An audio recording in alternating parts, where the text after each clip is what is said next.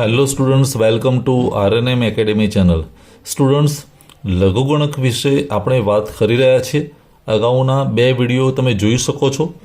આજે મારે વાત કરવી છે લઘુગણકના ગુણધર્મો, પ્રોપર્ટીઝ જેને કહીએ, એ લઘુગણકની પ્રોપર્ટીઝ શું છે લોગેરિધમની, એની આજના વિડીયોમાં ચર્ચા કરીશું. ચાલો શરૂઆત કરીએ પ્રોપર્ટી નંબર 1થી. લઘુગણકના ગુણધર્મો જે છે એમાં પહેલો ગુણધર્મ જેની હું ચર્ચા કરું છું, લઘુગણકનો ગુણધર્મ નંબર 1. ગુણધર્મ કે જે પ્રોપર્ટી કહીએ એ આ પ્રકારની છે કે દરેક એ બિલોંગ્સ ટુ આર પ્લસ -1 માટે log 1 base a is equal two 0. આખું વાક્ય સમજીએ. શું કહેવા માંગે છે કે આર એટલે વાસ્તવિક સંખ્યા ગણ, અને વાસ્તવિક સંખ્યા ગણમાં પણ કેવું, ધન સંખ્યાઓ.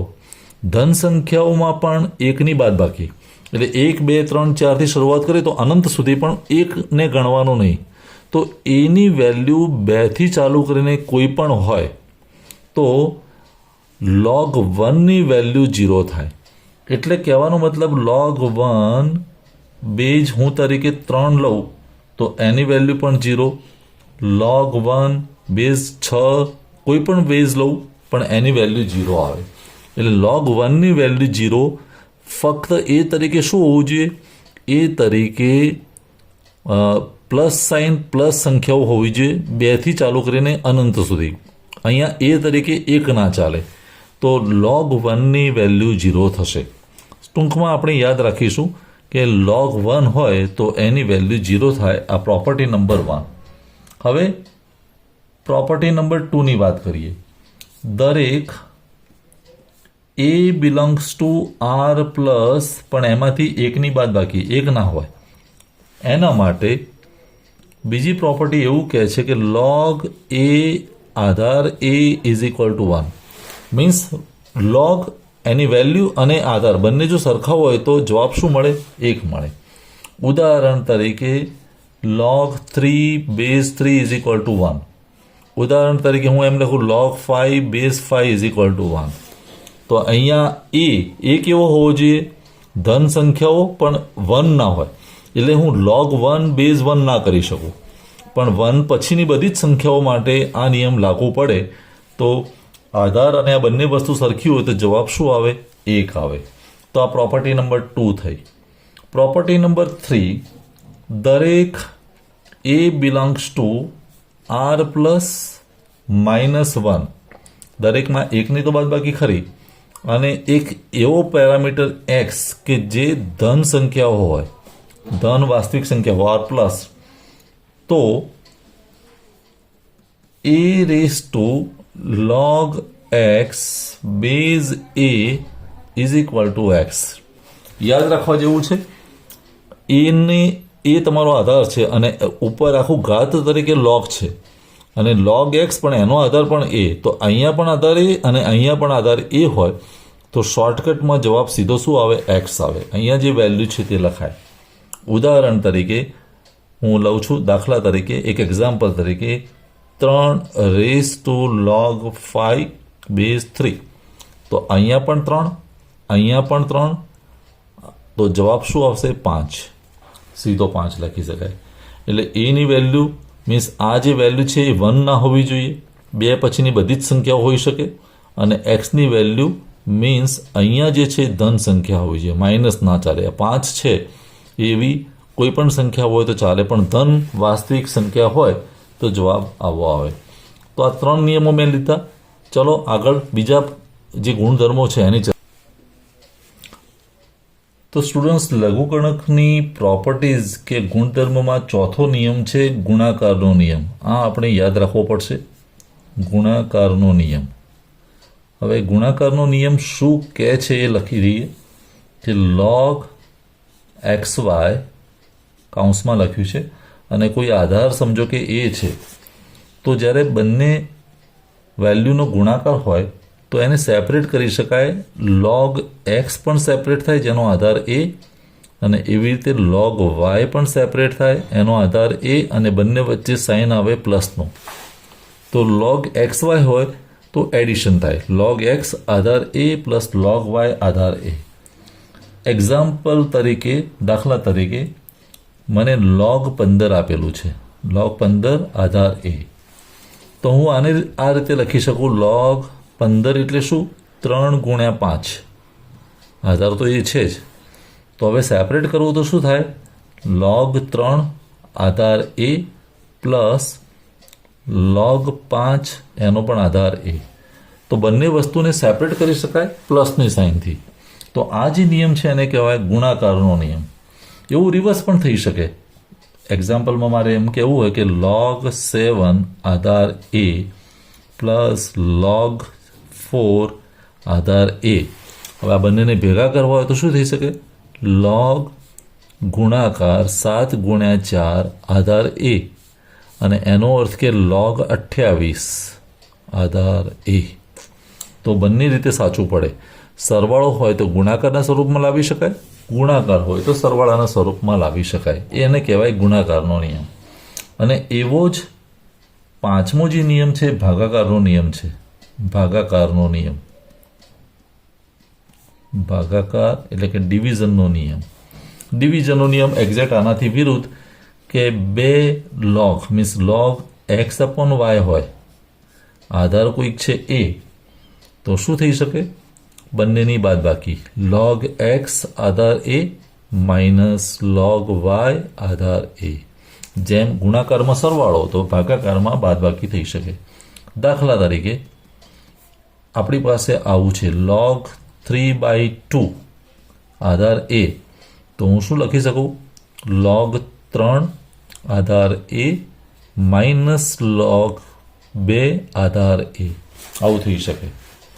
હવે આનો અર્થ એવો પણ થાય, સમજો કે મને આવું આપેલું છે કે log 1/2 આધાર a. તો શું લખી શકાય? log 1 Aadhaar a minus log 2 Aadhaar a.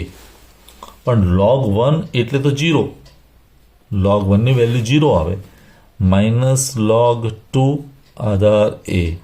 તો જવાબ શું મળશે? Minus log 2 Aadhaar a. તો log 1/2 હોય તો એનો અર્થ કે હું રેસિપ્રોકલ કરી દઉં log 2 તો આગળ સાઇન આવે માઇનસ. આ એનો પેટા નિયમ કહી શકાય. આને આપણે પેટા નિયમ કહી શકીએ. log 1/2 તો એનો રેસિપ્રોકલ એ log 2 પણ આગળ સાઇન આવે માઇનસ. ક્યારે? જ્યારે 1 હોય ઉપર ત્યારે. તો બે નિયમો યાદ રાખીશું, ગુણાકારનો નિયમ અને ભાગાકારનો નિયમ. ચાલો બીજા વધારે ગુણધર્મો જોઈએ.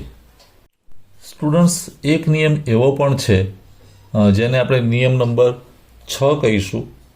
એક નિયમ એવો પણ છે ઘાતનો નિયમ,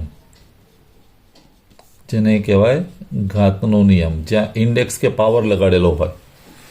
નિયમ આવો છે log x⁴n Aadhaar a is equal two, અહીંયા જે પાવર છે, જે ઘાત છે n, એ n આગળ આવી શકે. તો શું લખી શકાય? n log x Aadhaar a. તો log x⁴n હોય તો એ n આગળ આવી શકે. જે પાવર છે એ પાવરને આપણે એની આગળ લાવીને ગુણાકારમાં લાવી શકીએ. દાખલા તરીકે એક ઉદાહરણ આપું, log 5⁵ આધાર a. તો શું કરી શકાય? આ 3 આગળ આવી જાય તો 3 log 5 આધાર a એવું લખી શકીએ. તો જે પણ ઘાત છે એ ઘાતને તમે આગળ લાવીને ગુણી શકો. એ ઘાતનો નિયમ છે. એવો એક નિયમ છે લઘુગણક માટે આધાર પરિવર્તનનો નિયમ. આધાર પરિવર્તનનો નિયમ મીન્સ કે આધારને આપણે બદલી શકીએ. જે આધાર છે એને ચેન્જ કરી શકાય. ઉદાહરણ તરીકે log x બેઝ a છે, તો આને મારે અહીંયા x અને આધાર શું છે એ, તો કોઈ નવો આધાર લાવીને બંનેને રિલેશનમાં લાવી શકાય. કઈ રીતે? log x ઉપર લખાશે, log a નીચે લખાશે, પણ બંનેનો આધાર સરખો કરી દેવાનો. કોઈ બીજો આધાર તરીકે મેં b લઈ લીધા, તો કોઈ આધાર b લઈ લેવાનો, તો log x ઉપર અને log a નીચે, બંનેને સરખા આધાર સાથે આપણે એને ભાગાકારમાં લાવી શકીએ. દાખલા તરીકે આવું છે log 8 આધાર 5.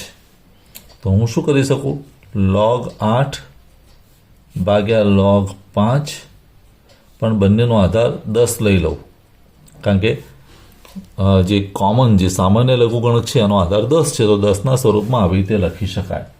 આ એક નિયમ થયો.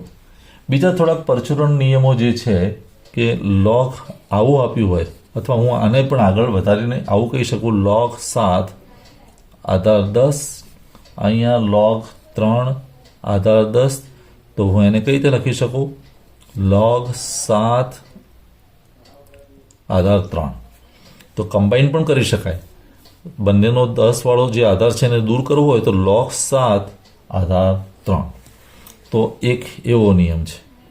એક બીજો નિયમ છે log x આધાર a. તો હું જ્યારે રેસિપ્રોકલ કરું, એનો વ્યસ્ત કરું, ત્યારે બંનેની અદલા બદલી થઈ જાય. log a Aadhaar x, log x Aadhaar a હતો, તો અહીંયા શું થઈ ગયું, log a આધાર x. ઉદાહરણ તરીકે, દાખલા તરીકે આવું છે, log 7 આધાર 2, તો હું શું લખી શકું, log 7 આધાર 2 હોય તો is equal two 1/log 2 Aadhaar 7, log 2 આધાર 7 આવું થઈ શકે. તો આ જાત જાતના લઘુગણકના નિયમો છે અથવા પ્રોપર્ટીઝ છે. આ બધી જ પ્રોપર્ટીઝનો આપણે દાખલાઓમાં ઉપયોગ કરવાનો છે. ફરી એકવાર વિડીયો જોઈને તમે દરેક નિયમને ધ્યાનથી સમજી લો. કોઈ ડાઉટ હોય, ક્વેરી હોય તો કોમેન્ટ સેક્શનમાં લખવાની જરૂર છે, હું એનો જવાબ આપીશ. મળીશું આવતા વિડીયોમાં લઘુગણકના થોડા દાખલાઓ સાથે, જેમાં આ નિયમો આપણે ઉપયોગ કરીશું. તો ફરી મળીશું. Thank you for watching. Thank you very much. अगर आपको ये वीडियो पसंद आया है और आप मेरी चैनल पर नए हैं तो प्लीज मेरे चैनल को लाइक कीजिए, शेयर कीजिए और सब्सक्राइब जरूर कीजिए. Thank you very much.